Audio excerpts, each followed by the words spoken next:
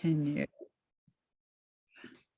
Hi, hello. Welcome to the second part of our teacher workshop on documentary filmmaking. We are here with Julie Gale from the Utah Film Center. It's September 30th, 2021, and I'm just gonna let her dive right into it. Heidi, thank you so much for the introduction, and hello, all Utah history teachers. As Heidi mentioned, my name is Julie Gale. I'm the Director of Education and Family Programs at Utah Film Center, and I am so thankful that we have had the ability to come to this particular workshop and provide you some practical how-tos to be able to support your students as they are participating in Utah History Day across the state. We're so excited when young filmmakers have the ability to put themselves behind the camera and create works. We do believe that filmmaking creates so many wonderful opportunities for students to learn leadership skills, communication, as well as organizational and interpersonal skills, and also the quality research and quality resources in their documentaries. So what our goals are for this particular workshop are the following. This is our second day, and we're calling it day 2 because last week we recorded a session and it was all about pre-production. For that reference, please go to the Padlet website that's been set up for the Utah History Day competition. You'll see not only the recording for that session, but you'll also see resources for you as a teacher. We have a curriculum guide that Utah Film Center provided that has links to videos, worksheets, handouts, it bullets out like do this to get your kids prepared for a pre-production work. And really, this is where they take that research and they formulate it into what the film is going to actually become. So there's a lot of great resources for that. I will reference some of those aspects from that first session in this, but I also encourage you to go and watch that session second for a more in-depth understanding. So what this particular session is going to cover today is the following. We're really going to get into the production as well as the post-production aspects of making a documentary film. This is the area that, from what I've been communicated to by teacher needs as well as the organizers of Utah History Day, this is the area that teachers as well as students also articulate that they would like a lot of support and help on. What I'm going to show you is some ways that you can really hit the ground running to have good filming and good post-production with the editing and the assemblage of your film without having to be an expert on Adobe Rush, for example, or Movie Maker, or an expert on how to use a camera, or even using like a top of the line camera in the industry. We're going to show you how you can actually apply visual storytelling with shot styles, where you place the camera during the filming, as well as how you move the camera, which is called cinematography. And we're also going to unpack how you can have a really good session of filming, that when you're actually out in the field recording those B-roll, or you're recording the still images, or you're recording interviews, how you can do a really efficient, organized production. In addition to that, we're going to talk about some of the best practices for editing film content. So keep in mind that because there are so many different platforms that teachers have access to, as well as students, based on the type of computers that you use in your school district, we are going to point you to the resources. And rather than this being a workshop specifically on how to use Adobe Rush, for example, or how to use iMovie or Movie Maker, we're going to show you the places where you can get a really good crash course on it. But really, our emphasis will be on the assets, the actual handouts and worksheets that you can give kids that will help them have a much more organized and efficient editing process. So if they have everything nice and organized, and then they have a little bit of a leg up in understanding the editing software they have, the marriage of those two skill sets will really create a good post-production experience. Also, we will talk about how you can use some of those resources in your first edit to inform subsequent edits that may happen if, for example, your student advances to another level in the competition and they're getting feedback from the Utah History Day adjudicators. We'll also show you how the resources that we've provided to have a really solid editing process in the first phase of their editing can be pulled back out again to have a really good, informed, and organized second phase of editing should the students advance to the next level of competition. Any of you who are attending today, if you have questions, feel free to put them in the chat. Also, feel free to come off mute and ask those questions. Be more than happy to answer them for you. Without further ado, let's dive right in.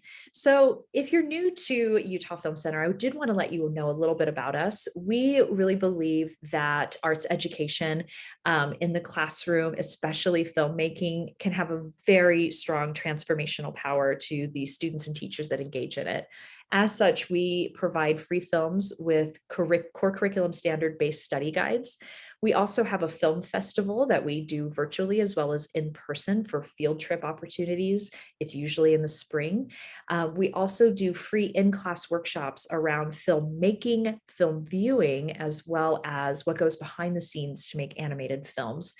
And also we provide teacher professional development like this one you're engaging in right now to support teachers who will do filmmaking projects in their classrooms.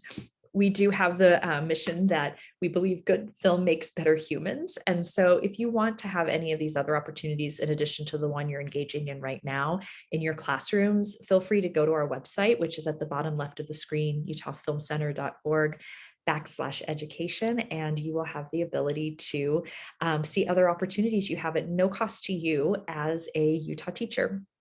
And some of our other areas of professional development also provide USBE and relicensure and arts endorsement credits if you're interested. So let's jump right in. The first thing that we're going to talk about is visual storytelling. So one thing that you'll want to do with your students is you really want to work with students by showing them quality examples of documentaries. These can be documentaries in short form, which we have a collection that's available to you that are made by students on our YouTube channel, which is available on both of the curriculum guides that are on Padlet and will be posted on Padlet. So please go to that our channel that we have on YouTube and you can see some of these examples. But we strongly encourage that to get your students to start thinking about the fact that filmmaking, whether it's nonfiction with a documentary, whether it's a fiction film that is something they might watch for entertainment, regardless of those, regardless of the type of film, the medium of film itself is a visual medium. So therefore, everything that we see and the way that we see it and the way that it moves and in time gives us a certain kind of subconscious interpretation of meaning. So what I'd like to unpack for you is the recommended lesson plan for this, to start thinking about to have your kids start thinking about how their documentary can use the visual elements to help communicate the story. So one thing that I would encourage is this is going to require students to build a little bit of a vocabulary around different types of what we call shot styles, and also different types of camera movement, which we'll go into here in a moment, which is really referred to as cinematography. Really, when you think about shot, camera placement and composition, that is really where are we placing the camera in reference to the subject. So for example, if I have this water bottle and I want to film it and it's here on my table and I'm using my phone, depending on the way that I want this bottle to look, the camera placement will help communicate that. So if I want this bottle to be, for example, extremely ominous, I may shoot at a much lower angle and bring it up, because usually coming from a low angle shows more of a sense of dominance. This, for example, is some of the language that we want the students to start getting familiar with. Students have probably seen it over and over again in films, but they've never really stopped to define it. So what I'm going to show you are a couple of resources that we have built to help the students really define and kind of bring to their forefront of their mind that these are actual techniques that are used in film, because we just see them all the time. They just become second hat to us. We don't even realize what the visual placement of the camera is doing to our interpretation of the subject matter. So let me show you a couple of these resources. I'm going to go over here to my worksheet. And one thing that you can do with your students is really give them some worksheet examples in photographic form to help them understand what these different types of shot styles are. We have lots of different shot styles that are used in film, and these are actual examples of what some of these, what these particular shots do. We also have them labeled and defined so students can understand what their particular structure is. Now, the other thing that they'll want to keep in mind is they want to be able to define the shot. So we highly recommend a great lesson for this would be to actually have the device that they'll be filming with, whether it's a smartphone, an iPad, or some cameras that you have available in your classroom, and have them actually do the photographic capturing of these before they actually capture them cinematically by recording. What we mean by this is have them do similar to this shot style, maybe almost do it like a shot style scavenger hunt. There are a lot of different ways you can do this based on how your students learn. We have had teachers in the past actually take magazine clippings and post them all over the place and have their students actually define, is this a low angle? Is this a wide shot? Is this an establishing shot? Is this a high angle? Is this a Dutch angle, for example? Is this a medium shot? And have them repeatedly do that work to be able to define it. Or you give them a list of shots and have them take photographs of them to be able to define them. This will really help the students solidify this language that then they can transfer into the usage of their film. Now, knowing what the shot looks like is one thing. The second thing students will need to know is why filmmakers use these particular shots. What do they convey? As I mentioned before, a low angle, as you see here in the top right, can convey a certain sense of dominance. The subject is, greater than maybe the actual viewer, as we can see with this particular photograph. So you also want to accompany this particular practice, this particular lesson, with understanding the motivation behind shots. We have two resources for you around that. The first one we did is we did a shot styles video. We did play this in the first workshop, and it also is available for you in the curriculum guide. I will play it here again so you can actually kind of have a remembrance of it. But another great accompaniment to this is our motivation for shots worksheet. We basically took all of the different types of camera angles.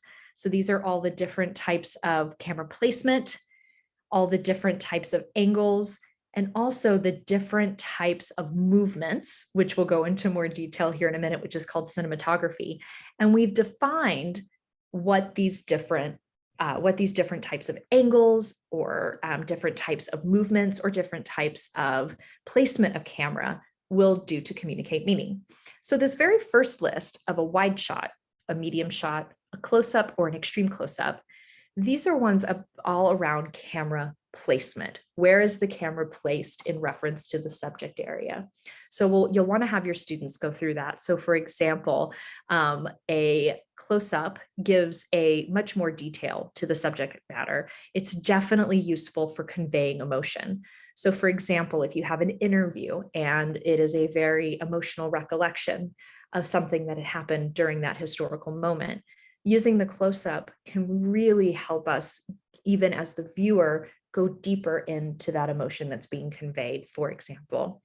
Also, too, you'll see that the angle of the camera can create different types of meaning for us. This is things that happen to us subconsciously as we're watching the film. So, for example, a Dutch shot it's kind of a tilted shot. It almost looks like everything's kind of leaning a little bit in the angle. This can actually show confusion. It can be not parallel to the frame, and that can create sometimes a comedic moment. Or for example, a high angle can create kind of vulnerability, inferiority. And then also the different camera movements will give, this is actually how is the camera, where is it placed, but also how is it moving? These are some really clear, straightforward definitions. Now, if you have students who maybe if they saw examples of it, it would help them a little bit more. We've curated as well as made some video resources for you.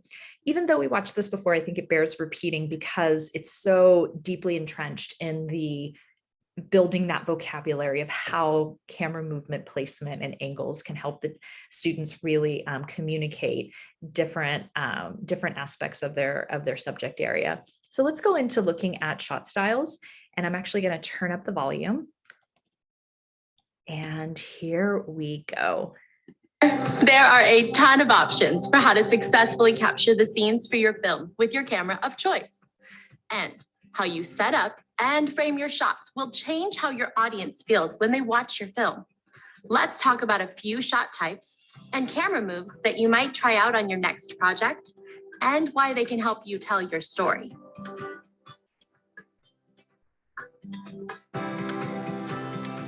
Now let's look at some simple shot styles. The wide shot, or sometimes called an establishing shot, typically shows a whole person along with their surroundings.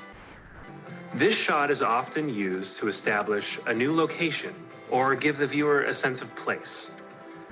In the medium shot, for a person, this is usually from the waist up, so we are able to understand what our subject is doing or saying.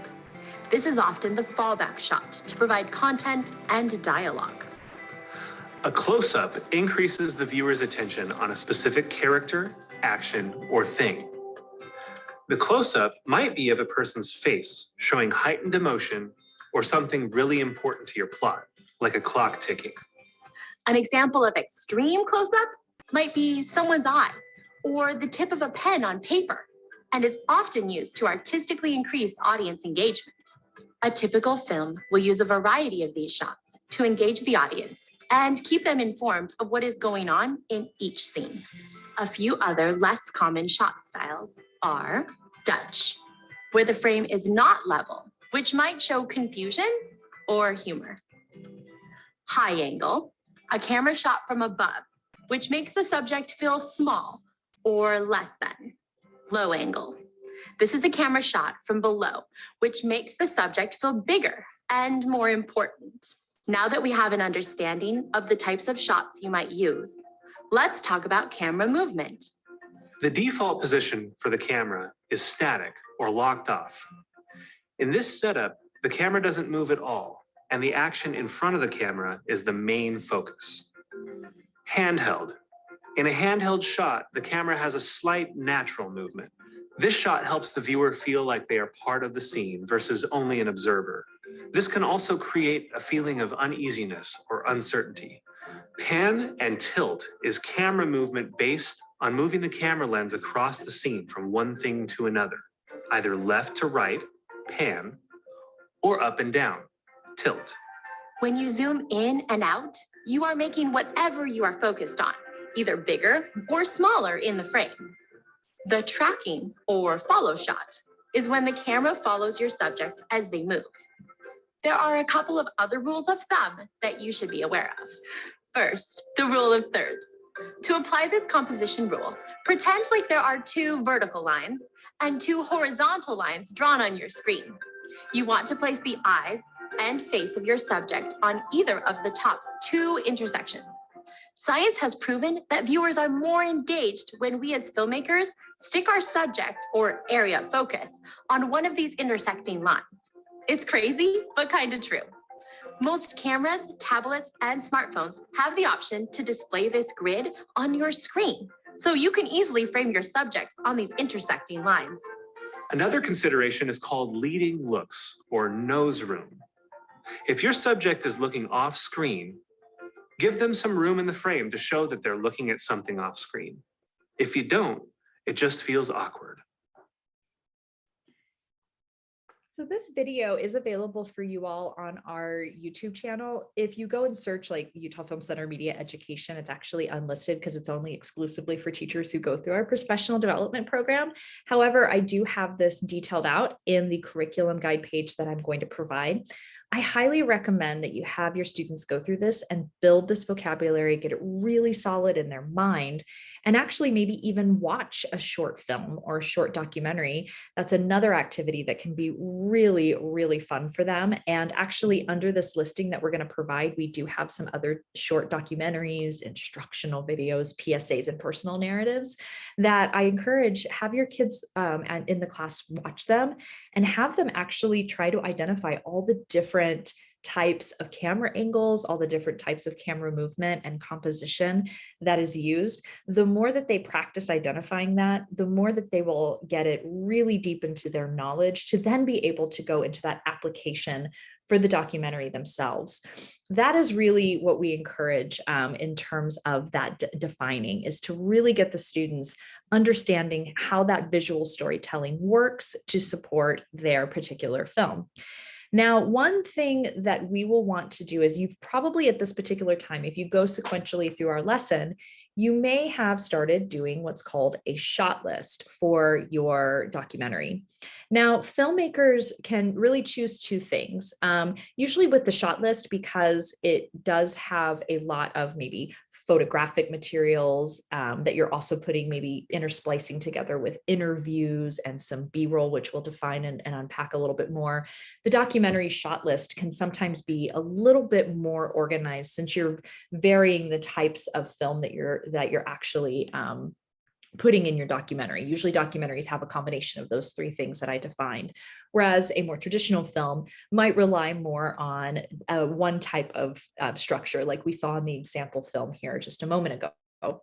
So what I encourage is depending on what helps the student best, either I would recommend that they use the documentary shot list, but if there are some specific pieces, like maybe the interviews or some B-roll that they're going to shoot, or there are some sequences they're going to shoot that they want to understand how they want it to look, then I would encourage them to go into what we call storyboarding.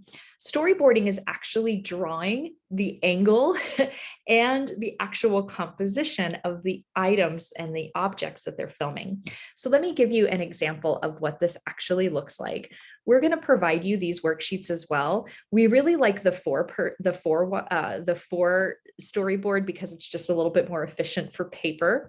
But what I really encourage your students to do, if there are sections in the shot list that they may go out into the field and actually record interviews, they may record maybe a couple of little action shots. Maybe they want to record kids playing in a playground because it's relevant to their subject area, that they will want to sketch these out, because that will then give some forethought to how they want it to look, and then how they choose to make it look will help further communicate to their audience. So as they sketch these out, one thing that we also put here is have them think about what the shot style is. Is it a wide? Is it Dutch? Is it extreme close-up? Is it a medium shot? Will they want to do a wide shot or an establishing shot because they're moving to maybe 5 years into the, 5 years down the road of this historical event or this historical period in time? Those are things that can be really, really helpful, and have them write as many details as possible on this. The shot action will always be the movement of the camera. The shot style will be where they're placing the camera. So really have the students define that for some of the aspects that might be outside of what recording the pitch, maybe recording still pictures may be. But we've also seen a lot of documentarians actually use this for the still pictures, because they want to either zoom in on that picture at a very specific time or pan across it at a particular time, or they start with the big shot and then they just focus in on that one individual and maybe a group drawing or painting or photograph, because that's going to help them communicate maybe that individual's experience in the entire historical landscape that they're covering. Some documentarians also draw that out as well, because it helps them take that knowledge of different shot styles and camera movement and actually start visualizing how the whole film will look in totality. In general, we encourage that students use a variety, as it said in the film. The biggest thing about variety is that although it will take more forethought in what they're using and why they're using, the end result will be the audience engagement, the viewer engagement. If we use a lot of panning this way and then panning this way, we do zooming in, zooming in, zooming in. If we use one technique or one style over and over and over again, there's actually been evidence that limited movement in the actual camera creates a decrease in engagement for an audience member. So keep in mind that this variety, it helps the audience stay engaged in the subject area. And that's definitely something you don't want them to lose, is engagement in your subject. So these are some areas that you can get your students really heavily invested in thinking about how their film looks, how they put variety, and how using some of these different shot styles, camera angles, and camera movement can help take their story and build it to the next level of adding that visual element thoughtfully into the film. I will pause at this particular time if there are any questions that any of our attendees have or clarifications you'd like me to go over in this particular aspect of getting your students more adept at understanding the visual aspects of telling their story.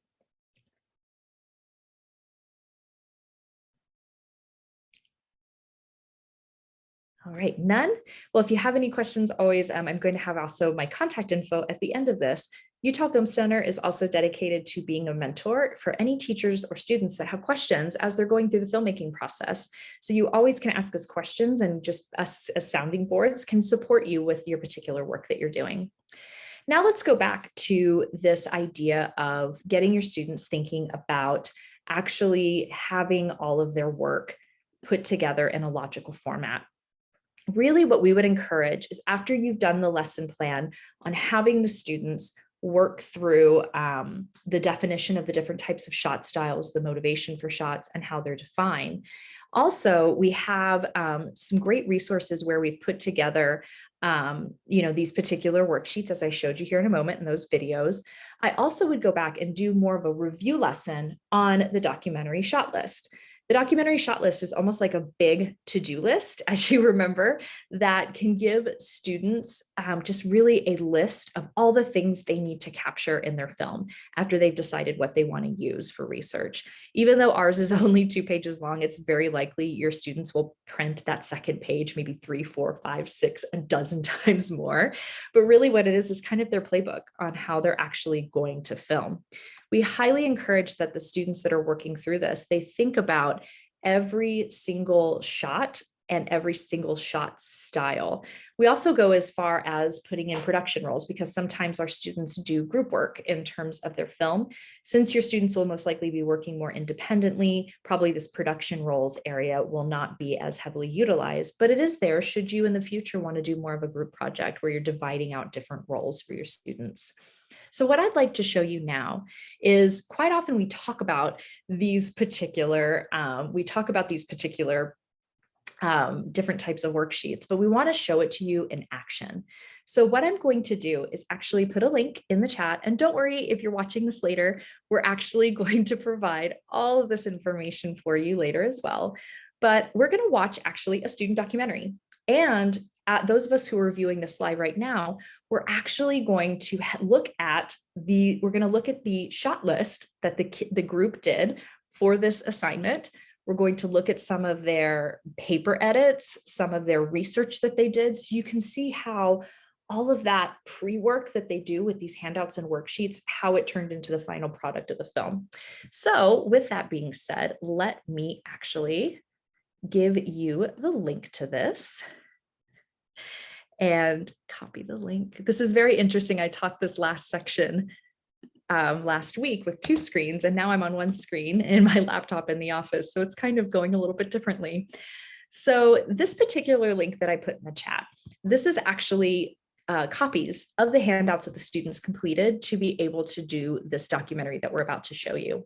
So what you see with this, if you want to give this as an example to your students to help them kind of see, okay, this is actually how it's done. This goes into taking the film itself and defining what makes a good documentary, which we did in the last lesson. So please go back and review that. And it has it has the answers that the kids actually put together. We also see here, we should give you an example of what the topic looks like as well. We also show you how they used their primary and secondary research and primary and secondary information. In addition to that, we also have the treatment, which is really just helping them kind of organize. It's almost like, it's the example of like a paper outline is really what the documentary treatment is. And then finally, we have here examples of the interview questions that they asked the subject that we're about to see. So you can kind of see how the whole pre-production process came together. But the shot list is essentially what I'd love to see you all follow along on. So what you see here is they outlined where they located, what day did they shoot it, the Vietnam veteran. We see the man playing with the dog. You'll see him playing with the dog in the yard. They defined what kind of shots they wanted to do. So the reason that they did this before they even met with the Vietnam veteran that the subject of this documentary is because this will have them have a really, really efficient filming when they're actually in production. But also what it does is that they're thinking about, okay, if I want to film this gentleman playing with his dog, and I'm going to choose to use a medium shot, this will, how will this communicate to my audience? It's actually making them think about it ahead of time. But then when they actually are in South Jordan at the gentleman's house, they're going, okay, we're going to film you doing a little bit of this, and then we're going to film you having a conversation with us, and then we're going to film you shaving, your face. And they know exactly what they're going to do, except instead of showing up and going, oh, I don't know. Or if they haven't given it enough forethought, and then they get home and start editing, they go, gosh, it would have been really nice to have, filming of this individual actually shaving, because his mustache is such an important part of the story. So this actually gives you some examples. I highly encourage having your students go through this. And I apologize, this is scrolling quite fast for a recording. I have a very, very nimble mouse on my laptop, so I apologize.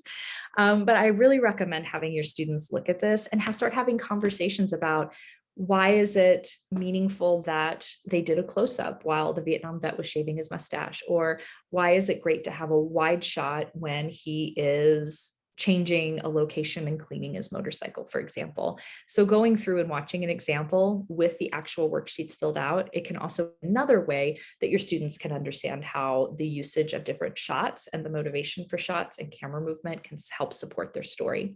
So why don't we go ahead and actually watch this video? It's a very short documentary. It's called Me and My Mustache. This is actually made by a group of students. And here we go. Right here. A lot of things you just suppress.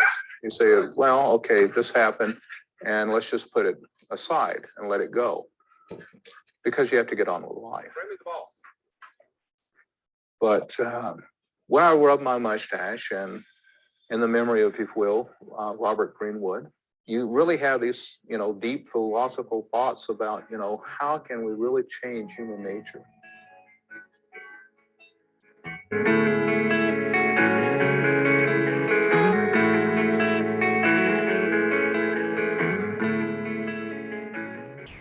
The Vietnam War was ironically called your senior trip. The rich class would take a senior trip after graduation and go down to Acapulco, Mexico, go over to Europe. The poor people, their senior trip was Vietnam. I was very fortunate to have received a scholarship to New Mexico State University. 2 years of ROTC was required. Being as I did not like marching, I got into the Air Force ROTC program. Vietnam War obviously was not over with when I graduated from college, so I became a Vietnam vet, not really wanting to be.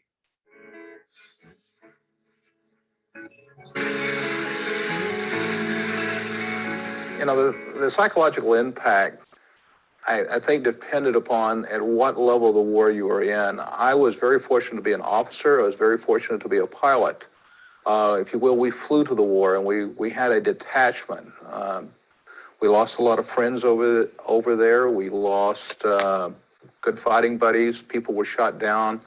Had an airplane blown up pretty close to me. I had surface air missiles locked on us.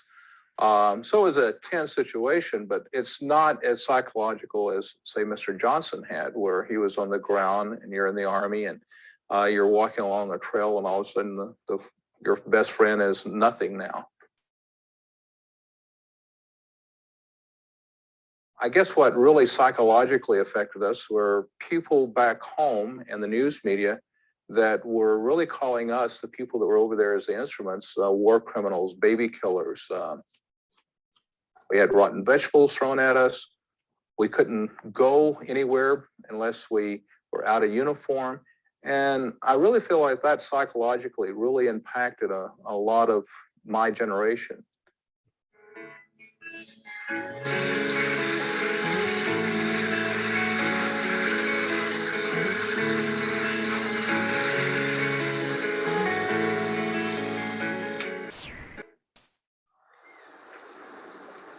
The day is vivid. It's a partly cloudy day. You can remember a lot about it, and a lot of things you can't remember about it. It's really ironic. We had a wingman. He was an F-4, and a surface air missile brought him down. They bailed out, both the front and the back seater bailed out. I was able to talk to him on his survival radio, and Charlie got him. It was pretty emotional.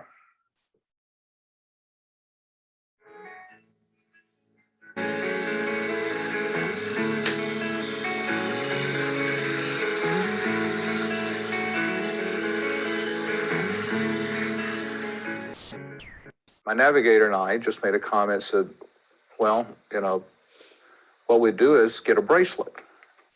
And what they had in those days was a copper bracelet.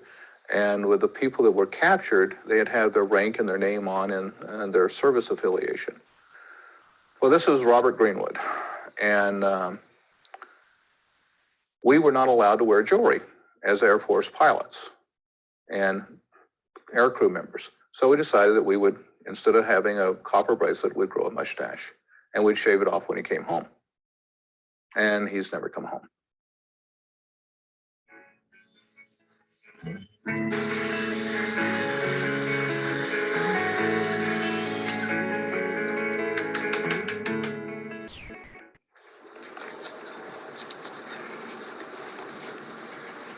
You don't think about it every day. I mean, I think that would be foolish to say you do. But there'll be moments or quiet moments, sometimes daily, depending on what's happening. But you think about how we humans waste so much life over, in my opinion, pretty stupid things.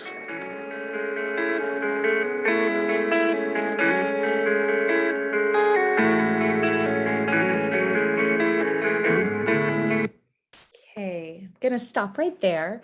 So this is an example of a documentary film, short subject, where the student actually used the subject of the psychological effects of the Vietnam War and leaned very heavily on the interview to be able to convey the story.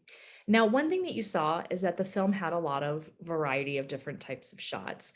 What you noticed also is that it had a variety as well as pace. So it wasn't all just moving at one tone or one area. And also it used a variety of music as well as a variety of different types of images that we saw over the voiceover narration, which is referred to as BRoll. So this, I highly recommend taking these completed worksheets that the students completed for this project and actually using it in comparison. This can be also another great definition piece for the different types of visual storytelling. It also can be a really great resource to start that discussion about how students might use it in their own film. Now, at this particular time, I'm going to talk a little bit about camera movement.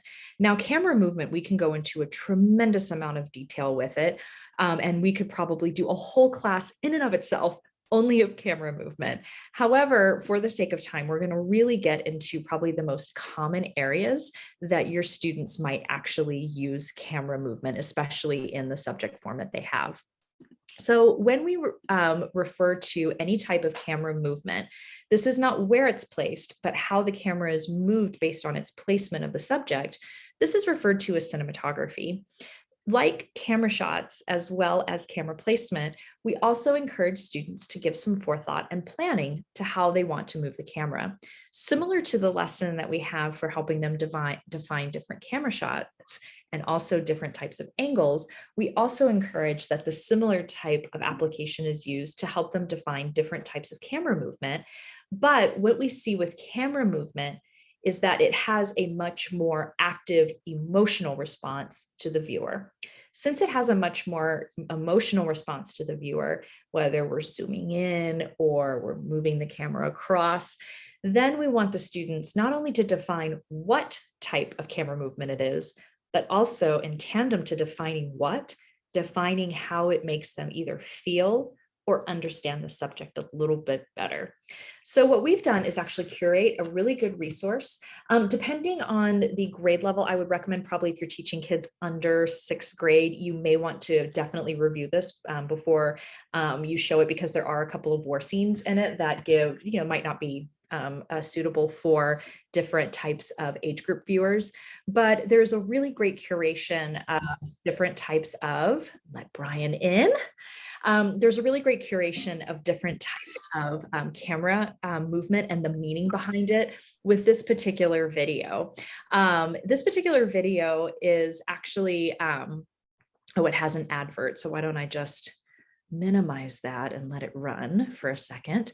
But this particular curation really unpacks the different types of camera movement and how we can interpret that and create some emotional content to our film. Now, this is about an 8-minute unpacking of it. It's done by Film Riot. I highly recommend them also as other great resources. They're really great educational resources, but you do probably want to pre-screen them before you show them in a classroom because, like I mentioned, they use all types of film and they don't really do it for age rating. But this also gives some really great definition to movement of camera equals how am I making the audience feel? How am I making the audience understand the information? And this can be really valuable, especially with a documentary, because it's so much about human beings quite often going through events. So let's watch a bit of this and show you a bit of how you can use these different definitions.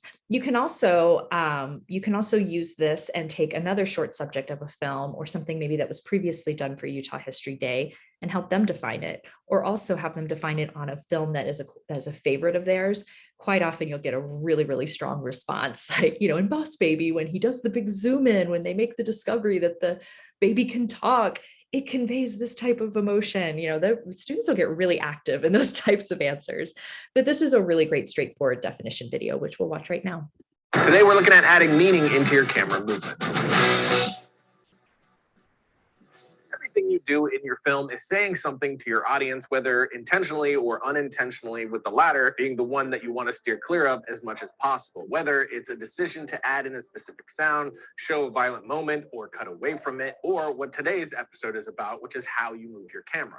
Each of these decisions is saying something to your audience, whether you know it or even they know it. So before making the decision to move your camera or not, make sure you have a reason, since even the simplest of actions can say a whole lot. But before we jump into the meaning of shots, let's take a quick look at some basic movements. Of course, first you have the most basic of movements, which is panning with the camera in one position, just turning left or right, then tilting, which is the same but looking up or down. But you can do either of those on sticks or handheld, which will give a totally different feel or meaning. Then you also have a dolly in or out, which to illustrate this, I'm going to throw my camera up on our e-image slider from iCan, and then we can push in or out, truck left or right, or instead of physically moving your camera, you could zoom, which we went in depth on zooms and dollies in this episode right here. So if you want more on that, there you go. Then you have I will mention that they do talk about this at the level of industry standard. Obviously, not all of us have the luxury of a dolly. I do encourage that you can actually have the students borrow if you have a cafeteria, and quite often they put those little roller casters on the trash can. You can ask the cafeteria staff if they can borrow that during filming. It's a really great resource. We've also had students borrow shopping carts from their neighborhood grocery store with the promise of returning it, stick the camera person in the basket, boom, you've got a dolly. So keep that in mind. We've also had kids shoot where, those shoes that are really popular right now, the wheelies. We've had the camera person actually be on their wheelies and wheel backwards, maybe with someone guiding them, to make sure they don't fall down, for safety purposes. You can get really creative with this. And so I really encourage your students to think of other ways that they can get some of these shots without going, oh, we don't have that really cool dolly equipment that they're mentioning in this film. You can get really creative with these pretty quickly. And often the students have a lot of fun figuring out how we're going to do a dolly shot in this particular moment for this particular time. So here we go. a pedestal, which is moving your camera up or down vertically, which is done on an arm or something like a Fisher dolly, which is the same idea when doing it handheld as well. Then, of course, you have crane shots, which can also be called a jib or boom shot. But there you go. Pretty basic stuff. Now, how you choose to use those techniques or what tools you choose to use them with, like on a Steadicam or handheld, will say and do something totally different for your audience. Like the kinetic handheld work in Saving Private Ryan, the camera dipping in and out of water, falling, taking cover, giving us the feeling of looking through the eyes of a soldier, putting us right there in that horrible moment. And that overall look to the scene and all of the action scenes with that harsh camera work was a very specific decision from Spielberg, trying to mimic the look of the actual footage we've all seen from real combat cameramen, pushing that realism even further. Or another favorite example of mine here in Michael Mann's The Insider is this scene. Just as the conversation takes a turn and becomes more threatening, Mann chooses to truck right and shift the entire 180 180 on us, visually showing how things are flipping on our character. But let's jump into something more typical. For instance, take a walk and talk, which is what you actually call a dialogue scene when the characters are moving. And this is something that I actually talked about in an episode around 5 years ago, which definitely needs an update since I've grown and learned a lot as a filmmaker and disagree with myself slightly now. For instance, here's what I said then. Now, I'm not saying that every single time the camera moves, there's some deep psychological need. So I'll skip I was that really part. annoying, so I'm sorry about that. I don't know if I had too much coffee or too much cocaine or both. Maybe I put the cocaine in the Definitely skip this part with your kids. So, but this actually helps define this really well. conversation. They're getting somewhere with what they're discussing. But let's say their conversation takes a turn. A moment hits where the conversation brick walls and gets intense. We can have our actors stop walking, visually stopping the progression of their discussion to underline the moment. Now we have our actors staying in one relative position to boost that tension and put them at a standstill visually and emotionally, which this isn't a camera move here. It's the decision against it and a conscious decision that I'm making to purposefully play my audience's emotions with the notes that I'm choosing instead of just playing by ear. But even as they stand still, we have the option of going lockdown and smooth or handheld, each of which is going to give the audience a totally different feel and message. The handheld look could be used to convey the internal turbulence of each of these characters, or you could go locked down, staying external and giving a silence before the storm type of feel, perhaps. But let's look. I am going to stop here because they go into defining all the other different types of camera movements, but I wanted to show you how it really helps define where you can stop, pause, focus the use of the camera movement, and it can actually help in the storytelling. And don't worry, the part where he gets a little off kilter in his conversation, I did note that in the curriculum guide, skip from this part to this part, should you want to show like a chunk or a little definition of this throughout. We curated many of these, and this is the one that really just combines everything into one. But it does have, unfortunately, the downside of talking about substance. So keep in mind that this actually is a resource where we do mention the areas, you know, like Saving Private Ryan, you may not want to show to third graders. It might be a little too much. But if you're working with an older group, some of these different definitions can be super helpful for them. We encourage that students use this as a template to start thinking about how they're going to either transition from image to image, transition from maybe how they're going to move in their interview. Will they do an actual close-up subject if they're rather than a more wide shot for their interview? All of these different camera movements help us tell the story a little bit better. So with that, I'm going to pause right now for questions before we jump into the next section, which is getting your students, once they get this good definition, on the best practices for them to actually shoot, collect, and create media. Or is there anything else you'd like me to go more in depth about?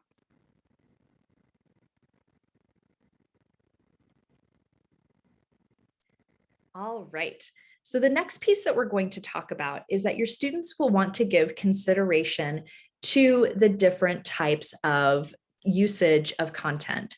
Now, we talked about this a little bit, where we tend to see the standard for a lot of Utah History Day that's submitted is actually using a lot of different historical images, because quite often we have students that are using subject matter that is maybe pre the advent of you know, recorded interviews. It's before the invention of the movie camera.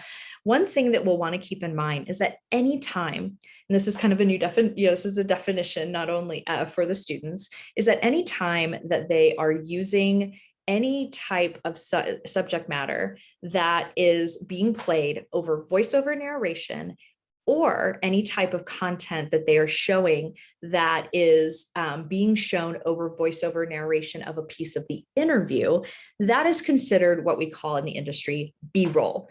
B-roll is basically secondary visuals that you're showing while an individual is talking. So if you recall, when we were watching Me and My Mustache, we could define that some of that were photographs the individual's interview subject gave us, and that was particular B-roll. They also used a lot of archival footage from the Vietnam War. As you saw, the student actually used a variety of photographs as well as actual B-roll, which was the interview subject playing with his dog in the backyard, cleaning his beloved motorcycle. The B-roll would also be considered when he's shaving his mustache while he's talking about why he hasn't shaved his mustache since he's left the Vietnam War, because he would shave his mustache when his fellow soldier, Robert Greenwood, would come home. He never did from the Vietnam War.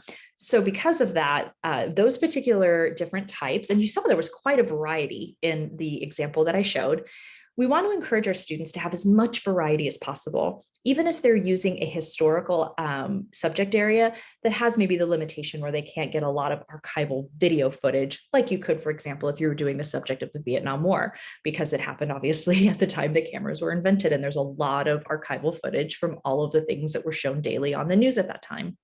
So we do encourage that if it is a subject matter that your students can have a lot of different variety, have them collect as many photographs.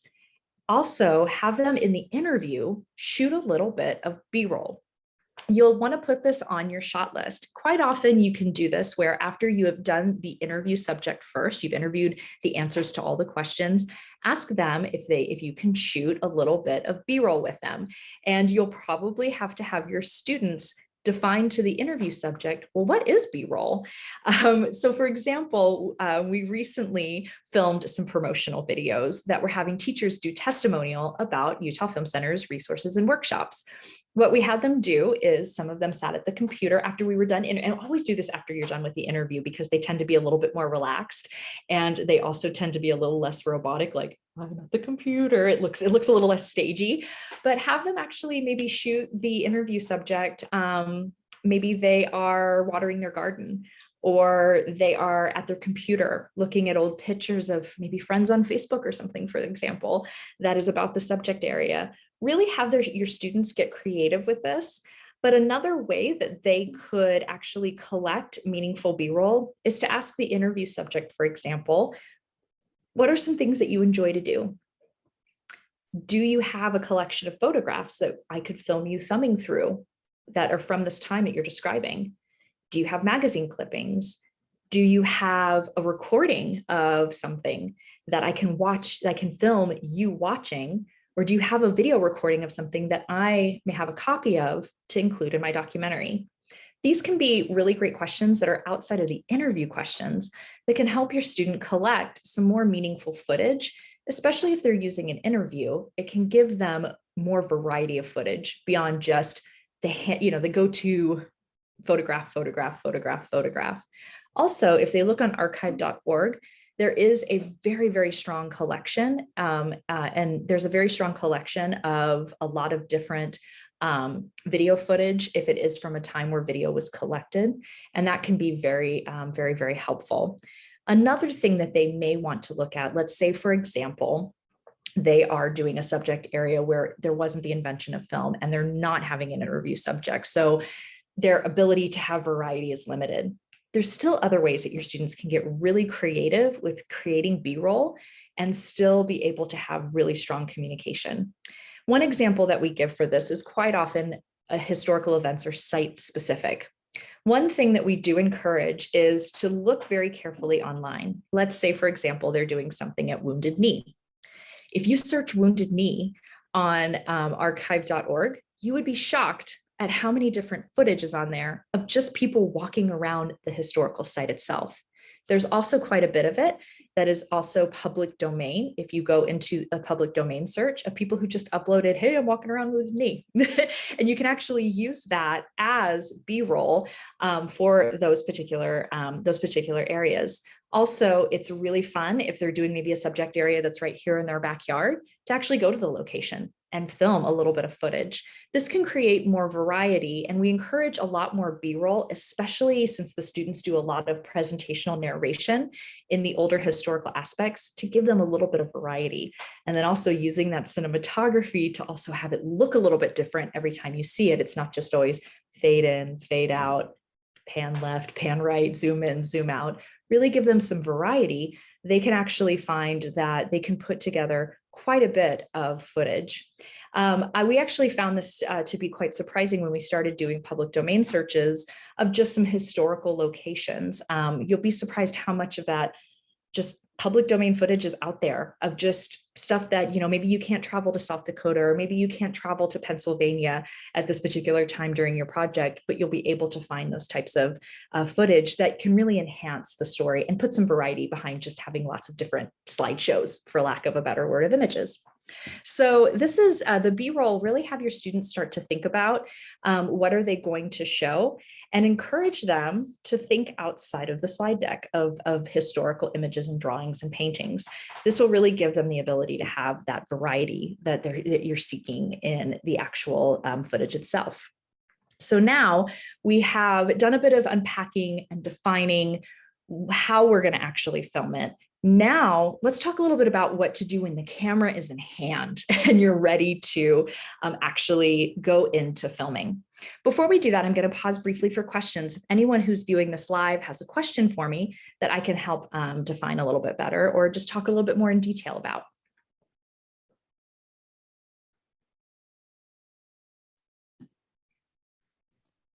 I think I'm good. All right, well, not a problem. Thanks for going, I'm good. So what I'm going to show you now is a bit of best practices for before you put the camera in hand. One thing that we have found over time is that repeated feedback we've gotten from the alumni of our teacher professional development is that they say, you know, I gave them all these best practice worksheets. I had them do their research. I gave them the camera, and then they all just kind of sat around and go, well, what am I going to do now with my camera in hand?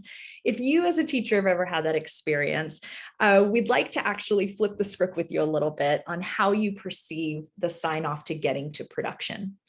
What we like to encourage here at the Film Center is think of yourself, and I think I mentioned this in the last one, but I'll say it again. Think of yourself as the teacher, as the executive producer of all of the documentaries that your students are going to engage in to submit for Utah Film Center.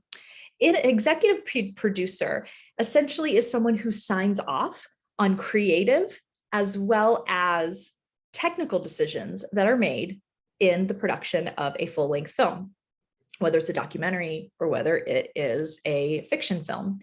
You yourself can also be the executive director of your students' productions. If you, say, for example, have mapped out in your curriculum for the month of November, December, or January, that the kids are only going to have 1 week to film. It's this week. We get back from MLK, boom, that's when that's filming week. What we recommend is that have the pre-production be a required sign-off before they are allowed to have a camera. Here's what I mean by this, is that if you have a very tight window of when the kids are going to film, and especially if you're a teacher who's teaching a higher grade level where maybe you only get the kids twice a week or 3 times a week, depending on like an A/B rotation, it's highly recommended that before the cameras go in hand and you have what's called a shooting week, is to really ensure that you have signed off on their research, you've signed off on their shot list, most definitely, before they're allowed to have a camera. Also, we encourage that we tend to see across the state, there's a variety of how students will actually film. Either they'll film on an individual device like a smartphone or a tablet, or the school will have devices that they will loan out to the student to have that completed. If you fall in that latter category, we highly encourage that if you want the longevity of your film equipment to last a little bit of time, is to do what's called a camera management and a camera basically sign off as well. So you've seen all of their work, you've been able to give them meaningful feedback, you've signed off on their shot list, they've obviously given thought to, I'm shooting this and I'm shooting this and I'm shooting this and I'm doing a medium angle and I'm going to do a pan across the face of my interview subject when I'm speaking to them. And they've given all that forethought to how they're going to film it, that when they actually get to the filming, you've had them sign off on camera usage. We do this at the Film Center because we tend to have a lot of students that are actually using our equipment, and they're using it a lot over time. And if you fall into that category as well, we actually have a camera management worksheet here that we have created that, and you see it has check boxes. So one of the things that we have our students do, but also this reduces a lot of, Mr. Hatch, I don't know how to make I don't know how to make the grid work on my camera, you know, those types of questions. What you can do is actually have them show me, you know, how to blah, blah, blah. We tend to see that it makes the experience of filming a little bit more efficient for the students, but also these are basic things like, show me, do you know how to turn on the camera? Do you know how to put the grid on? Do you know how to capture sound? Do you know how to attach let's say you're having an attached mic or something. Do you know how to turn that on? Do you know it's on? Do you know how to turn on the light? Do you know how to place the light? And have them do all this check off, and they have to show you that they know how to do it after you've shown them how to do it. Then we tend to find that this helps students overall have a more efficient shoot when they're actually shooting. You'd be amazed at how much time students spend on how does the camera work if they're not as proficient with that material, or maybe they've never filmed on their smartphone in this particular way. Maybe they've only done selfies and a couple of little mock YouTube videos. And so now they're actually placing the camera and stabilizing it and moving it in a way that they've never done before. Having them do a checkoff can be such a valuable time saver for later on when they're actually filming. So we actually encourage this as a best practice for shooting and collecting media. The other thing that we encourage with best practices, and we have this in your curriculum guide, is that if your students are filming individually, or even if they're filming in a group, we still encourage that they use what we call call signals when they're filming.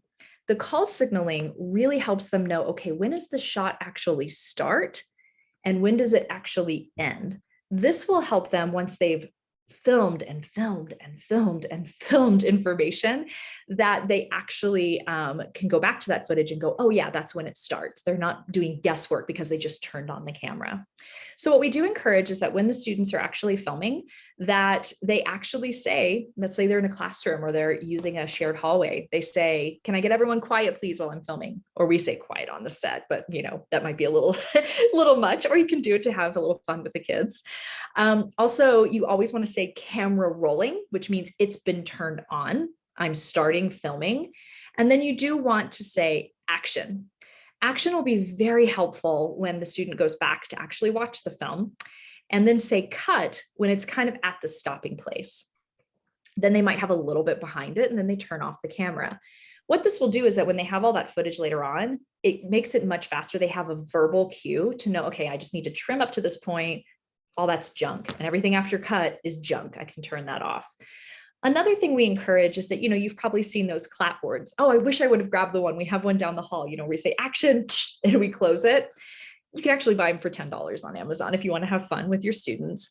However, we tend to see that the easiest thing for students is that if they take their shot list, and let's say that it is, they're going to do 3 different versions of filming a photograph of Sitting Bull. What we encourage them to do is take a piece of paper or a manila envelope. Usually white paper can sometimes, depending on the lighting that you have, it's really hard to see the words, but maybe have them have a manila envelope, or maybe they can get a dry erase board and kind of, you know, wipe it off, but not make it a super clean wipe off, you know, where it's still kind of, you know, it's a little smudgy, but you can still read it, and have them actually write on there, Sitting Bull image, wide shot, take 1. Put that in front of the camera, take it away, film. And then that will also help them have a visual cue of what they actually filmed that day. Even though the shot list, if they're filming it all in that sequential order, quite often we see that sometimes things don't go according to plan. Let's say that you were going to interview your subject and they came down with the flu, and now you're filming it a week later, but you still want to keep filming. That's why we highly encourage to not just use the shot list, which, remember, that is essentially just that list that tells them different types of, sorry, I'm looking for where it actually is. It actually tells them all the different shots that they're going to plan to film and what shot style and angle and camera movement they're going to have.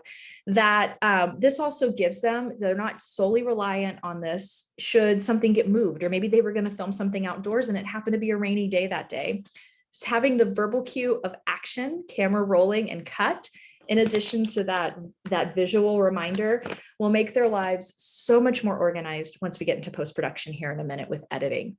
We tend to find, and I found this to be true prior to learning how to do this, in a little bit more organized way, that especially if you filmed hours and hours of footage, by the time you actually sit down with it, even though you maybe just filmed it a week ago, you can tend to forget a little bit of what order you film things in. So having this verbal cue as well as the visual cue on, like after cameras, when they say cameras rolling, it shows you exactly what I'm filming today, take it away, action. This makes it actually a little bit, helps them kind of match their shot list to the actual content they filmed. If at all possible, we encourage that students can have an additional classmate to support them. Quite often this can be really, really helpful with, let's say, for example, they need someone to hold a microphone, or they need someone to help with standing in the hallway and saying, can y'all not yell down the hallway? We're interviewing somebody right now. If that is at all possible, having someone to assist them with that is ideal. However, if it is an individual, having signs at locations where they're filming, such as quiet, filming in progress outside the classroom door, or if you have like another class that you're using, putting a lot of signage. We've even seen teachers put a little sandwich board in the hallway and said, we're filming down this hall. Please be quiet as you're walking past. Those can be really helpful cues, but also it creates a lot of excitement to all the other grades that are going, what are they doing down the hall? This sounds fun. But these can also be some really helpful tips during the time of filming to support your students with quality capture of film. Now, with that being said, we're going to talk a little bit about the best practices of probably the part that feels the most daunting to everyone, which is editing. Editing usually is very overwhelming, not only for the student, but also it can be very overwhelming for teachers as well. If we have a background in these editing software and we have a lot of proficiency in it, then feeling as a subject matter expert is something, has like great ease. I know I felt that way. Now that we have so much different technology and so many different types of not only web-based applications, in addition to software that is available, we tend to see that even us who are in that teaching industry of filmmaking, we can't even keep up with all of it all the time because it's constantly changing and evolving. I encourage the teachers that don't feel like you need to be a subject matter expert. Every single feature for every single editing software that exists out there has a Google video or a YouTube video or a Reddit page or a how-to page that will explain anything. We encourage you that if your students are at a wall or you're at a wall and helping your students, don't feel like you need to know the answer. We can always find the answer. It's ubiquitous out there in the universe. The reason there's so much proliferation of this type of information is exactly what I mentioned before. This is a constant evolving set of software. Also, we're tending to see that there's more of a democratization of editing software. It used to be that you only had to have Final Cut Pro or Adobe Premiere Pro, basically the industry standard that has so many buttons, it's almost mind-numbing to know like, oh, if I press something, I'm gonna break it, right? That used to be the industry standard. And what we're starting to see is that so many web-based types of editing software that are free and no cost to you, in addition to Adobe now creating more what I would call a light version of their editing software, for example, with Adobe Spark, as well as Adobe Rush, which is kind of like the more pared down version. We tend to see that because we're seeing so many different types of software, and also the software is starting to get pared down a little bit more to where it's a little bit more accessible and easier to use. That's really where all these different instructional videos are just flying off of YouTube. I did a test on this. I took Adobe Premiere Pro and Adobe Rush, and I Googled every single button. I said, what does the scissor do in Adobe Rush? Found a 5-minute video that explained how it worked. Every single button, I tested it out. They all exist. There's not a single feature on any of this software that you can't find an answer to. So I do encourage to have that really exploratory nature with your students. And you'd be surprised, actually, we tend to, what we've seen over time is that quite often the students catch on to this technology really fast. They catch on to it really quick. There's a lot of universality to buttons like in social media platforms, also working in the same way and style across other platforms. For example, the plus button is now becoming like a universal symbol for adding content pretty much anywhere on the planet for different social media platforms, as well as Adobe Rush and other types of editing software. So we do encourage that you also give the students a lot of the driver's seat on being able to use the editing software. But let's talk a little bit about what this actually looks like in reality. So the first thing that we encourage your students do, and this is just a practical how-to with post-production, is to create what we call a secure storage and a secure backup. Now, let's talk a little bit about what this may look like in actuality and reality. I'm going to show you actually on my desktop some of this type of work. So what we tend to see is that students want to be able to save their footage and they don't want to lose their footage because usually they have a very finite time for filming and a finite time for editing. So one of the things that we encourage in post-production is getting the students really organized before they actually start dropping anything onto the timeline, as we call it in the industry for the editing software. So what we want to, as we talked about a little bit on staying organized while editing, talking about the shot list, also how to use the editing software, and also doing this in review of the contest rules. We're going to go through all of that. But here's just some practical, this is very nuts and bolts how to keep the kids and the students organized as they're actually working on their documentary. One of the anchors that will help them is to take their shot list and make sure, compare what they wrote down to everything that they filmed, step number one, and be able to find all of it. What we encourage is to actually take the shot list and for each shot, create a folder in either the cloud or the desktop of the computer that they're going to use. This will truly make sure that everything is very organized. So let me show you a little bit of an example with all of the stuff that I have on my computer. So let me go to share screen. You get to go into the life of Julie's particular desktop. So this particular project right here, it's called TPD, Teacher Professional Development. We have created different folders, for example, here with all the different units.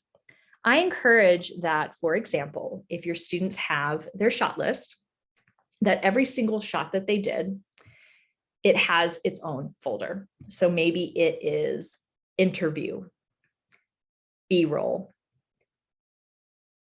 voiceover, or whatever they're doing. We actually broke our curriculum down into different units right here. And then what we did with that is we made sure that we labeled every single one. We did 3.4, 3.5. What we encourage with the students is, let's say, for example, they did 5 different versions of the same answer. We call them takes. We would encourage that they call it 1.1, 1.2, 1.3, 1.4, and so on for interview with grandma, interview with grandma, interview with grandma, interview with grandma, and actually put them in order. We have seen students over the past actually put the question they asked as the subject of the file, meaning that, let's say they asked their grandmother, they're doing something on the Great Depression, they asked their grandmother, what were some of the limitations that you had during the Great Depression? And they actually put here, what were some of the limitations you had during the Great Depression, as the actual name of the folder. And then all of the different scenes that they drop in to that, they know are specific to that question. So this is the first layer that we encourage students to do to stay super, super organized.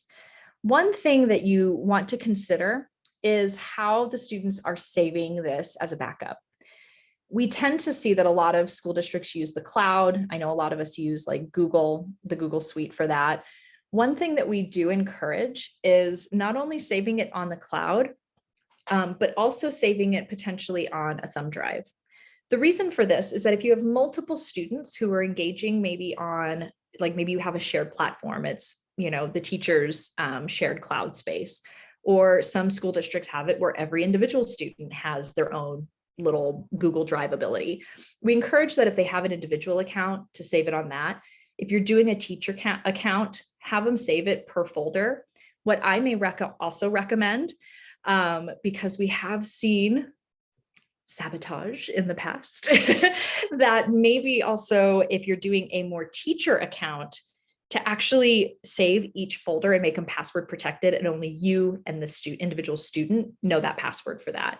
So then they know, or just sometimes you accidentally delete something on someone else's folders, that none of that is actually happening. So keep that in mind, that those can be some best practices around that. Now you actually are going to edit the footage. One thing that we encourage is that the students actually go into what we call the paper edit before they start dropping things into their editing software. So let me show you a little bit of an example of what this looks like. So your students have filmed everything. they've spent that time on the footage and they've taken everything they filmed, they've organized them into different folders. Maybe they have a whole folder that's just interviews, whole folder that's just B-roll, a whole photo that, a whole folder with other items. Now they're actually taking all that footage, and before they put it in sequential order, they're watching all of it. Now, what they're going to find is that you want to encourage them to film as much as possible. So it's better to have more than not enough. As a best practice in filming, but they're going to go through and watch it and encourage them to film multiple versions of the same questions they ask the interview subjects, multiple versions of maybe different camera angles of how they're doing a still image, or maybe different, ways that they kind of zoom in on some archival video footage. As they watch everything start to finish, have them actually start using what we call the paper edit to help support their editing. So what the paper edit is basically a handout that we have. You tend to see this in the industry as well. It's very, very useful. And what this particular paperwork actually does is that it just writes down what they're planning to put inside their film before they actually do it. And so what we tend to see with this is that this can be a super, super helpful resource for students as they're getting prepared to actually drop things into their timeline. So let me show you what this worksheet actually looks like, and you're going to get access to this. And keep in mind, I'm going to mention this now because we'll talk about it in a minute.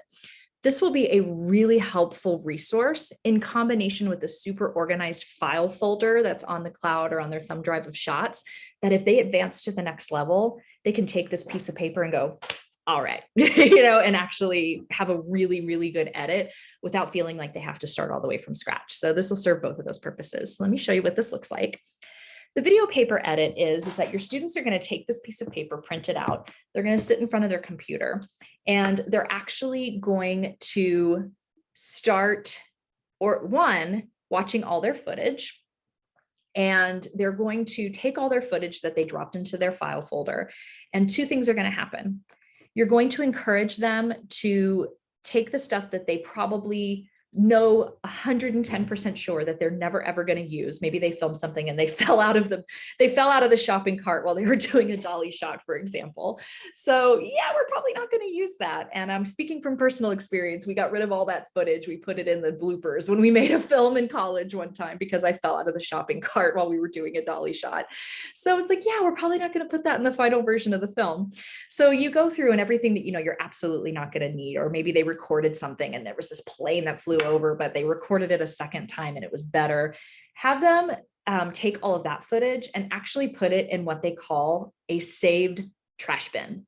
What I mean by this is that have them take that footage and don't delete it, but actually take it and put it in a folder that just says trash, and have it named it like Julie Gale's trash.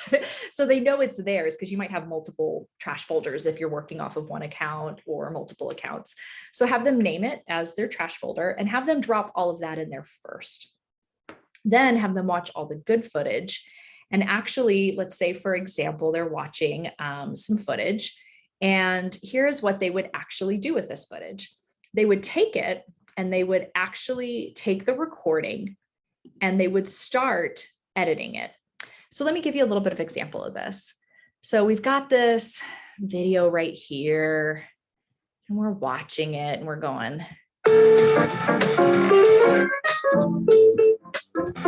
Hi teachers, you're in your lab. Okay, so actually I want to cut off the beginning of the little intro that we made. So what the students are doing with their paper edit is they're saying, okay, and they may actually do this like, oh, okay, we're starting right here. So they're writing on their paper edit as they go back to that. They're coming back and going, scene 1, approximate time code 0.05. What does your audience see? They're writing down what they're seeing and they're writing down what they're hearing. Now, what they also can put here on time code is that they're putting the start time and maybe the end time of that scene. If they have those visual cues of action, and I mean the visual cues of maybe their piece of paper they use to show what's seen, but then they also are doing the action and cut with the verbal cues. This is going to get quite easy. But let's say, for example, they filmed something and it was 20 minutes long, and out of all of it, they only maybe want to use like a chunk of it, right in the middle for their first scene. This is where they would actually write that down. Now, the paper edit will help them trim down all of the different footage. So then when they actually start dropping these in sequential order on their editing timeline, they have a guide on what they're trimming down. This before they actually drop it in. So it's basically the edit on paper. Now they'll go back and actually use their shot list as a potential sequential guide. I say potential because sometimes you may actually have students that they start getting into the editing process and realize this order maybe doesn't work that well, and they want to do something a little bit different. So they can use this as kind of their sequential order of shots, but the video paper edit is going to be their actual footage that they've organized into all their files and what pieces they're actually going to use. Because, for example, if they have maybe a 4-minute roll of television news footage of maybe something on Brown versus the Board of Education, they may only want that one piece where the African-American students are walking into the all-white school, and that's the only piece they want. And so that's at 2:45, between 2:45 and 3:15, and they're using this paper edit to write down, this is the chunk that I want, and everything else is not useful to me. So we encourage to do the paper edit and to have it all on paper, because this will help inform their work. So let me show you a bit about what that paper edit's going to look like here for the actual edit itself. So we see here that all the different scenes, they wrote down the different times, they wrote down what they want people to see, what they want people to hear. This is also really helpful on the audio, that this might be, let's say, for example, your students have a script where they're narrating something. They also are very clearly marking, when I show this archival photo, I'm talking about X, I'm talking about, Y. So the paper edit is very, very helpful for this. Now, let's talk a little bit about resources of the actual tools, the actual tactile stuff around editing. We've actually curated some videos, and we double check these because we figured that you'll probably watch these with kids of all grade levels. So we actually put together different types of software. Now, keep in mind that if you go to Utah Education Network, we do have many school districts that have articulation agreements with Adobe for you to get Adobe at no cost in your school. So I'm actually going to put that link in this curriculum guide that you can check to see, is my school district opted into this? Because then we highly encourage that you would use Adobe Rush as kind of the light version of Adobe editing software for your students. It's super user-friendly. It actually you can hover over something and it'll tell you how it works before you ever touch it. And all of it is set up to where you can undo anything you've done. So you're like, oh no, I pressed a button and something went away.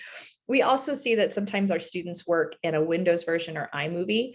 We also have found that a standard in a lot of school districts is to use Chromebooks, computers with the Google Suite on there as their computer.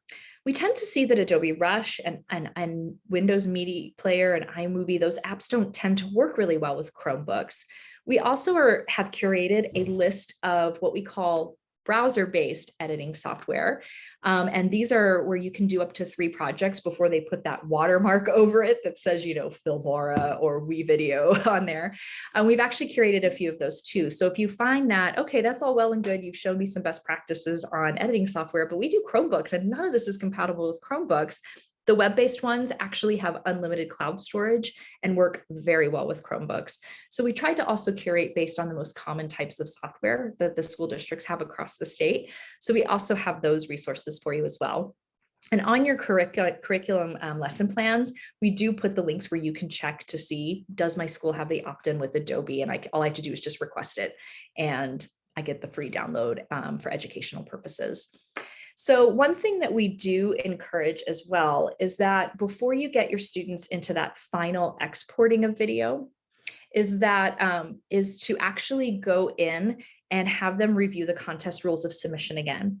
I put them on here as well, but also I've also put the judging rubric and contest rules on there to have that review, because Utah History Day does have a very specific submission process, and you'd hate to have any kind of issues come up because you submitted incorrectly. They also have you upload things to Google Drive. So let's say your school doesn't use Google Drive. We've also created some resources for you all to show them very quickly a quick lesson plan on how to upload once your students are there. Now, at this particular time, what I do encourage is having your students before, this is also another great executive producer thing, is that the teacher is the executive producer. We highly encourage that your students have done the paper edit. And before they're allowed to drop anything onto the timeline, have them actually watch one of these instructional videos based on the type of software that they're going to use. You could even do a sign off if you wanted to, similar to the camera usage, to show me how to drop footage onto your timeline. Show me you know how to put over voiceover narration or put over music. Show me you know how to cut a piece of footage. These can be really helpful sign-offs that you then know that the student has at least the basic understanding and that they're actually starting to put really just more the finishing touches on their work. I'm going to pause here for questions before we talk about how we can use the contest rules and also the feedback and the paper edit to inform how we actually can use this as a guide should your students advance to the next level. And I hope all of them do. But before we do, I'd like to pause for questions.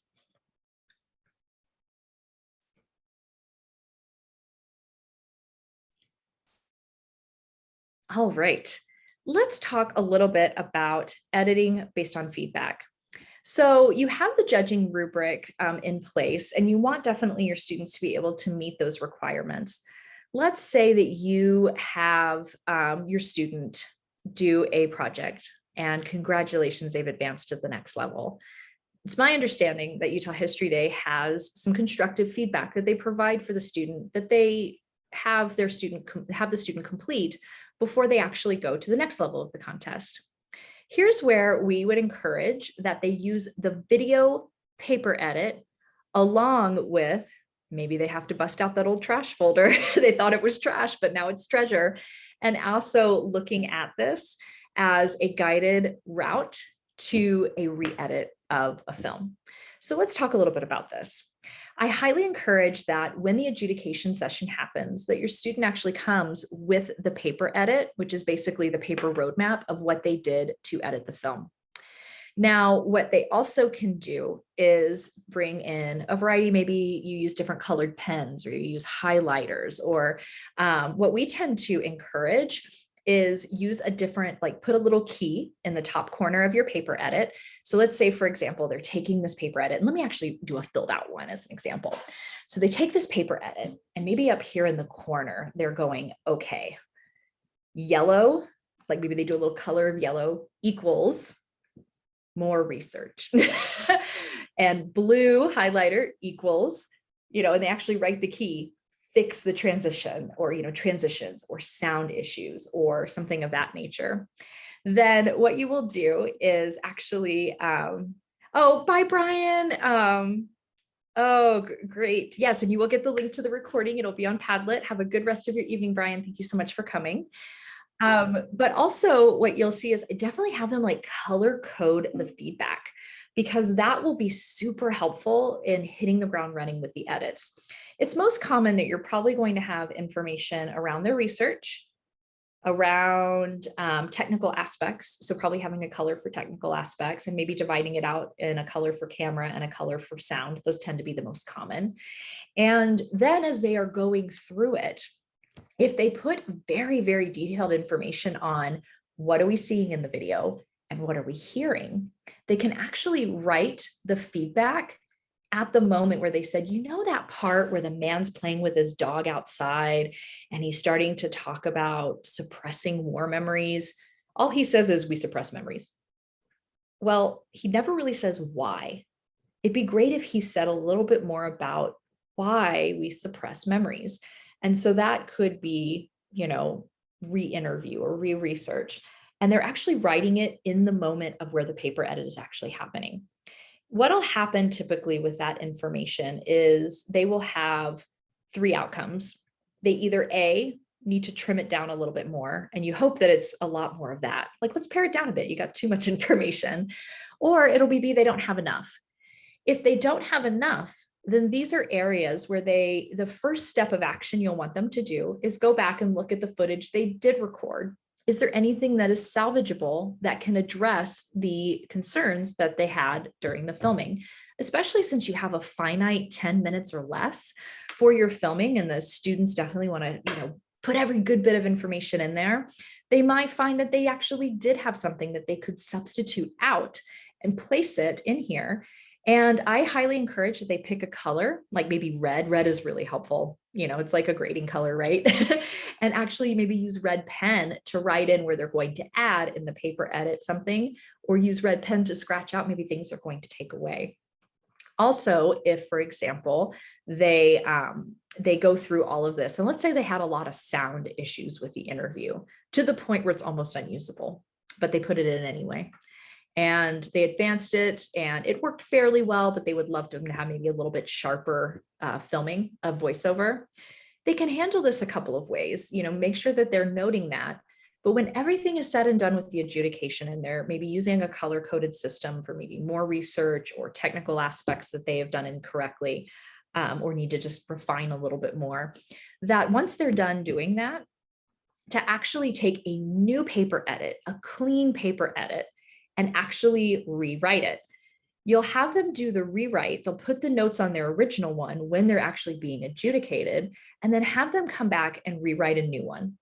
And be sure that the stuff that they're adding, they write it in a different color, like red, for example.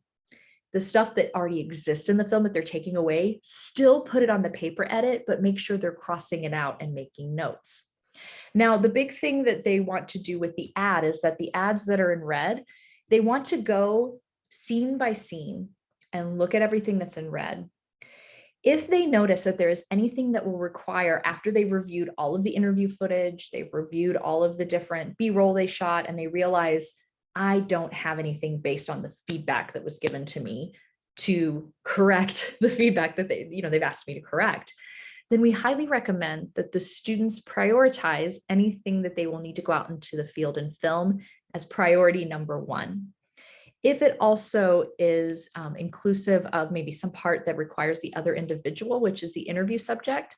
Remember in my first video, we talked about it's really best practice to have the students work specifically with what we call a subject release form. So you can go back to the first one and actually, go back and review that before they maybe go out and refilm. One thing that they always should encourage is they always should, at the end of the first interview phase, and they've done that B-roll maybe of, they're walking around or they're typing at their computer or they're looking through a photo book of memories, is to always ask the subject, should I advance to the next level and I need more footage from you, do I have your permission to contact you and request that we film some additional footage? And quite often the individual will say yes, unless, heaven forbid, they're not available. If for some reason they are not available for the filming, also ask if they have permission to record a Zoom video or a phone call. There's also some best practices that you can find online about how to record a phone conversation to get good footage, because quite often what you can do is that maybe where the interview couldn't happen a second time, you can go back and actually maybe do some B-roll footage of maybe a photograph of the interview subject at the age that this event happened, and you have some voiceover narration happening that you're adding more of that subject area. Really encourage your students to get creative, especially if they have time limitations or they have limitations of not being able to gather maybe with an interview subject again. So these are things that we highly encourage, to gather as much footage as they possibly can, maybe more that they need. So they're first going back to their files to see if they can use that first, and that to really prioritize anything that will require them to go out in the field again, or to re-interview or to interview further their subject area, to go out and do that. Now, typically, if the student has written some really good open-ended questions that don't just have a yes/no answer, you tend to see that you are usually going to have far more interview material than you actually end up using in a 10-minute documentary. I have found over time it's exceptionally rare, except for like exceptions of like technical or lighting or something, that students actually have to go back and do a second interview. Quite often, if they've used the best practices of capturing sound, best practices of capturing an interview, and best practices of capturing good interview subject questions, then we tend to find that they're going to have way more footage than they end up putting into their documentary. And that's what we want to encourage. Good questions lead to good editing, lead to good post-production, lead to good feedback, lead to good additions or subtractions. But definitely the paper edit is the guide, and having the students rewrite it out after they have received that edit, and also using it when they receive that edit feedback, is going to be so vital to them doing a quick turnaround and having a really solid roadmap should the edits happen. Also, if they've done all that organization at the beginning, it gives them it doesn't create that sense of panic, like, oh no, what do I do now? Because they quite often, the notes sound like so many notes that they give you and so much feedback. But actually, if you're writing it down on your paper edit and you can visually see what you have to do for the road ahead, you discover that actually it feels a lot less overwhelming, and has a higher likelihood of your students not going, oh, I'm just not going to do it. I'm just not going to advance. So using the paper edit is a strong encouragement we have specifically for the advancement phase. Now, I'd like to use this time to go over more in-depth questions, maybe for specific circumstances that you've had or specific items that you've had to deal with that in your actual filming that you maybe have questions about. Does anyone have anything that you're like, I encountered this when I was working with my students, and what do you recommend for this? I'd really like to use a little time to have those questions answered for you.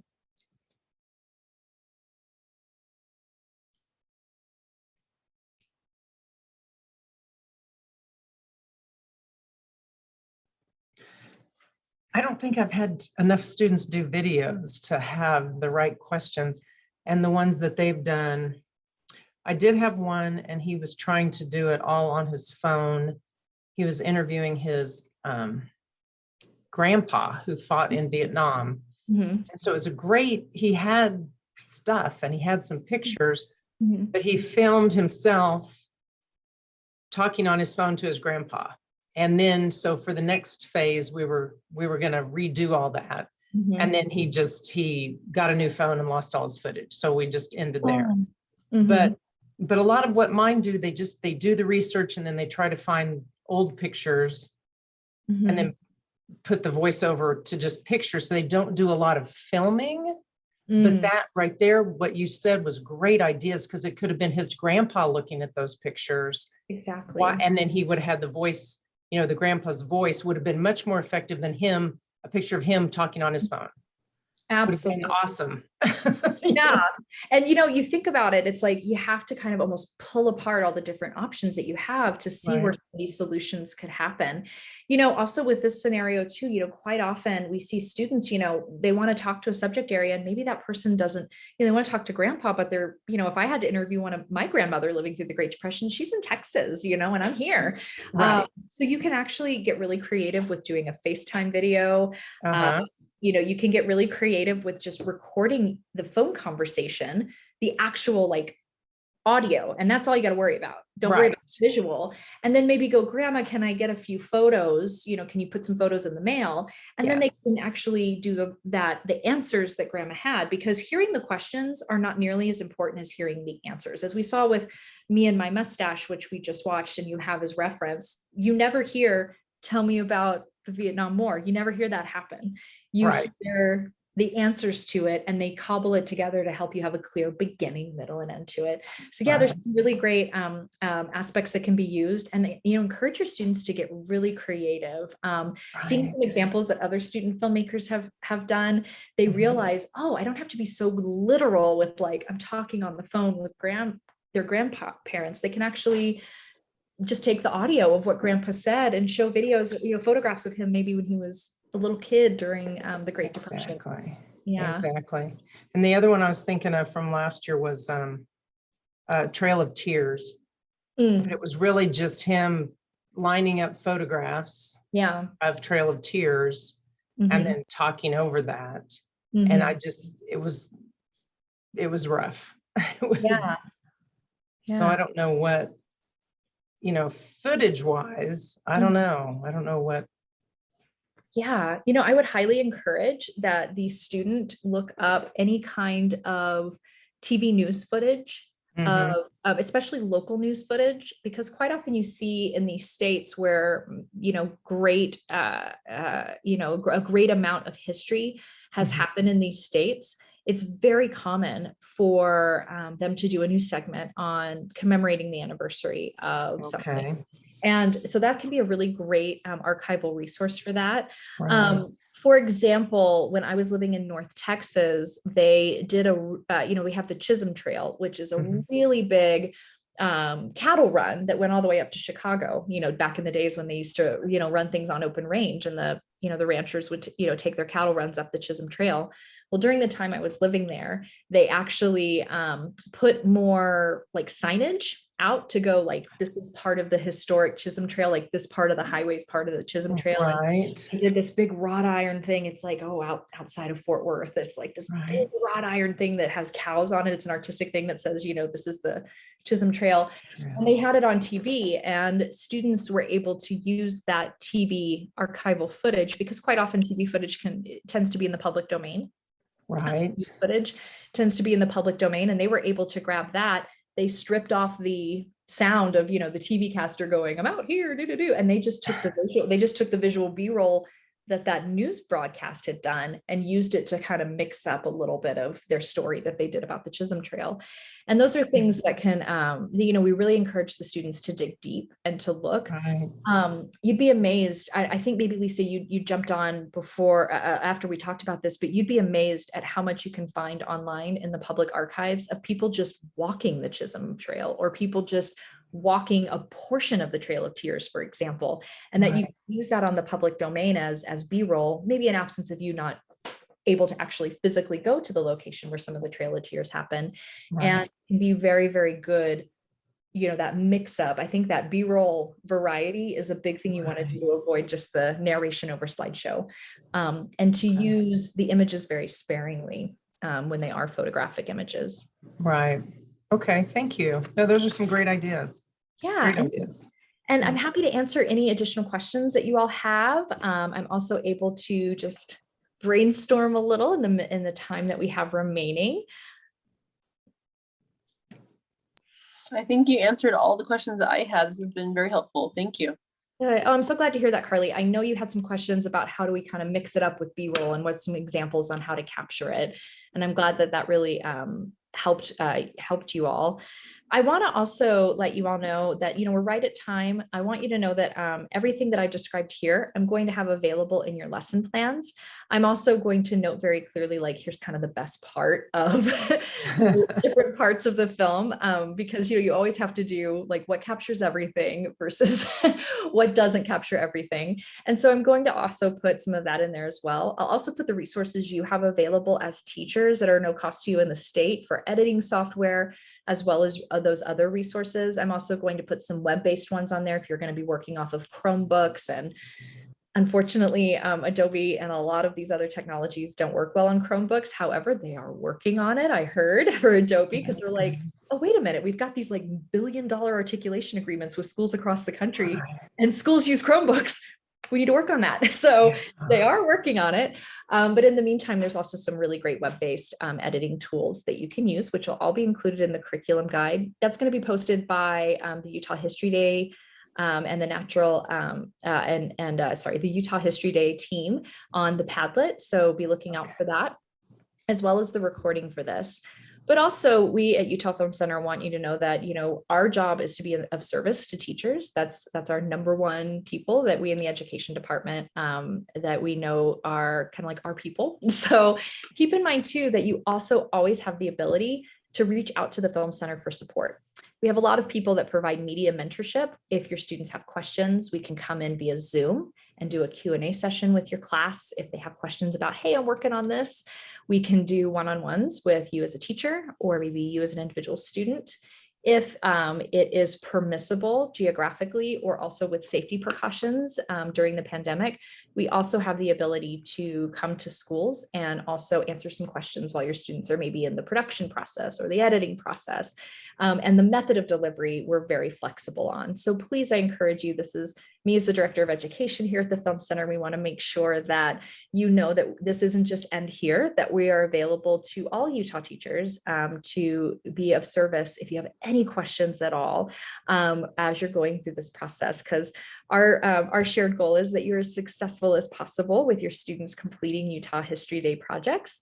And so also keep in mind that you can always reach out to us. And also we will have additional resources available for kind of some super highly concentrated aspects of some of this work, like for example, editing and things of that nature. So thank you again. And thank you so much to the Utah History Day team that has allowed Utah Film Center to collaborate with you all and to provide this training for you all and for your students. And I wish you and your students the best of luck in this process. And I can't wait to see some of the products from your schools in the submission here in the spring when we have the competition start. Thank you. Thank you, everyone. And again, please reach out to Wendy or to Heidi. They will have I think they'll be communicating to you all the resources when they are best available to you all once they've been uploaded to the site. And again, if you have any questions at all, feel free to reach out to myself or to the Utah History Day team, and we'll be glad to support. And best of luck with filming. Thanks again. Thanks so again. much. Bye. Yeah, thank Bye-bye. you, Julie. This was amazing. Oh, very kind. Thank you. Thanks.